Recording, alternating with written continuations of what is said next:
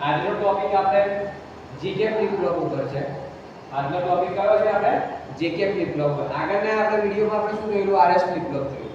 બરોબર? તો જે આરએસ ફ્લિપ ફ્લોપમાં આપણે શું હતું કે બે કન્ડિશનમાં આપણે આન્સર આવતો નતો. તો એનું એડવાન્સ ફોર્મ કયું છે? તો કે જીકે ફ્લિપ ફ્લોપ. બરોબર? તો જીકે ફ્લિપ ફ્લોપમાં શું છે?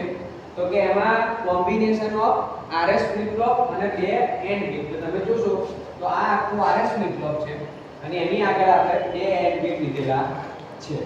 આમાં બીજી ખાસિયત શું થશે કે જે એન્ડ ગેટ છે A અને B એ બંનેમાં 3 ઇનપુટ છે. બરોબર? બંનેમાં શું છે? 3 ઇનપુટ આવેલા છે. એમાં એક ક્લોક પલ્સ છે, એક J છે અને એક બીજા સ્ટેટનો જે આઉટપુટ આવે એ પેલાના ઇનપુટમાં જાય. એ રીતે 3 ઇનપુટ આવેલા હોય છે. બરોબર? તો આ ટ્રુથ ટેબલ આપેલું છે. એમાં પહેલી કન્ડિશન આપણે લઈએ. તો પહેલી કન્ડિશનમાં આપણે જોઈએ તો ભાઈ આપણે પહેલી કન્ડિશનમાં ધારો કે ક્લોક પલ્સ આપતા નથી. ક્લોક પલ્સ આપતા નથી એટલે ક્લોક પલ્સ આપણે આપતા નથી તો એઝ્યુમ કરીએ કે 0 છે. ક્લોક પલ્સ નથી આપતા તો 0 આપતા હોય તો 1.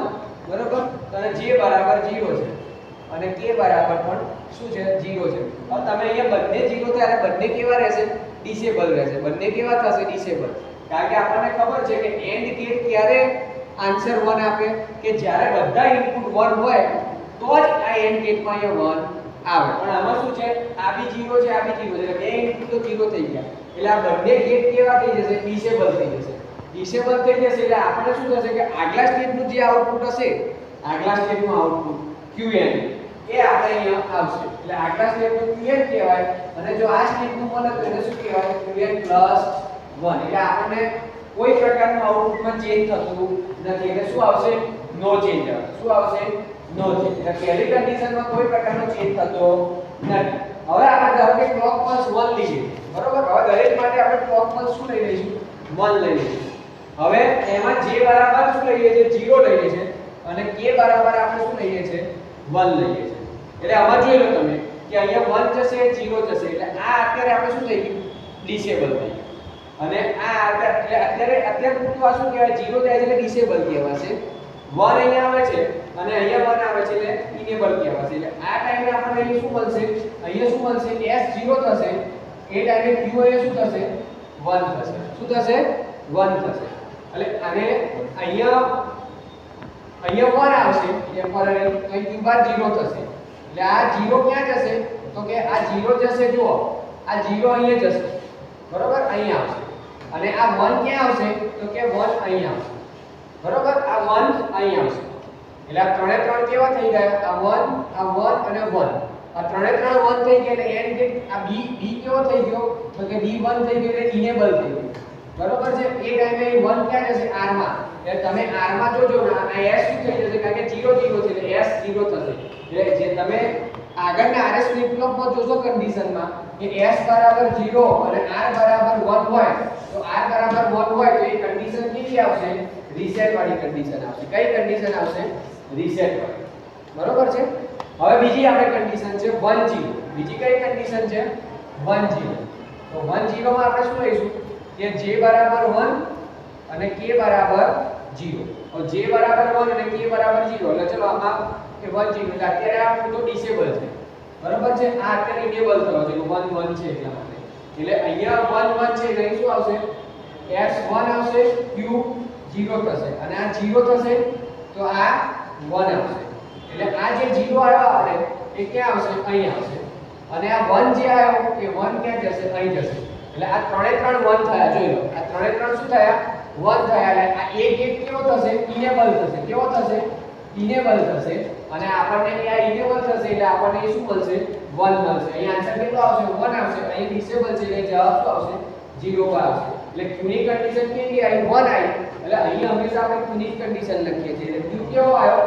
1 આવ્યો. અને આપણને આગળ ખબર છે RS ફ્લિપ ફ્લોપમાં કે 1 હોય S જ્યારે 1 હોય અને R જ્યારે 0 હોય ત્યારે સેટ કન્ડિશન આવે છે. એટલે અહીં શું થશે? સેટ થશે. બરોબર? હવે ચોથી કન્ડિશન છે 1 1. બરોબર છે?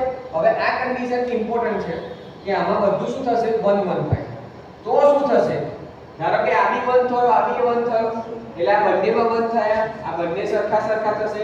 તો એ કન્ડિશનમાં શું થશે? તમારે એઝ્યુમ કરવાનું કે ધારો કે q બરાબર શું થશે એ ટાઈમે 1 થશે. શું થશે કે એક કન્ડિશનમાં આપણે એવું લઈએ કે q1 થશે. શું થશે તો q બાર શું થશે 0 થશે. તો આ q1 અહીં આવશે.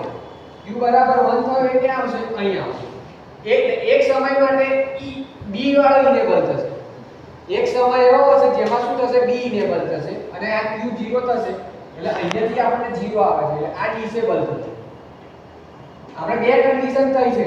શું થયું પહેલી કન્ડિશનમાં કે q1 લીધો અને q બાર શું થશે 0 થશે એટલે q1 લીધો એટલે બરોબર q1 લીધો એટલે અહીંયા આવશે એ ટાઈમે આપણે b ઇનેબલ થશે.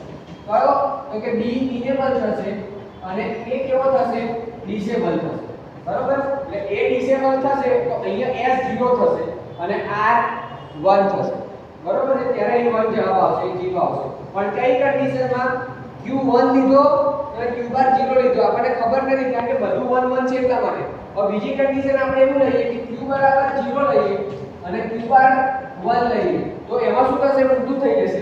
a ડિસેબલ અરે a ઇનેબલ થશે અને b ડિસેબલ થશે એટલે એમાં શું થશે a ઇનેબલ થશે અને b શું થશે ડિસેબલ થશે. બરોબર આ બંને કન્ડિશનમાં આઉટપુટ આપણે બદલાયા રાખે છે. એક વખત આઉટપુટ 0 આવે છે કારણ કે a 0 થાય છે એટલે s 0 થશે.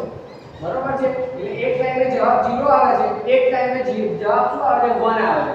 એટલે જવાબ શું થયો કે 0 અને 1 ની વચ્ચે શું છે બદલાયા રાખે છે. શું કરે છે 0 અને 1 ની વચ્ચે શું થશે બદલાયા રાખે છે. એટલે જે બદલાયા રાખે છે એને શું કહેવાય ટોગલ કહેવાય. શું કહેવાય ટોગલ કહેવાય.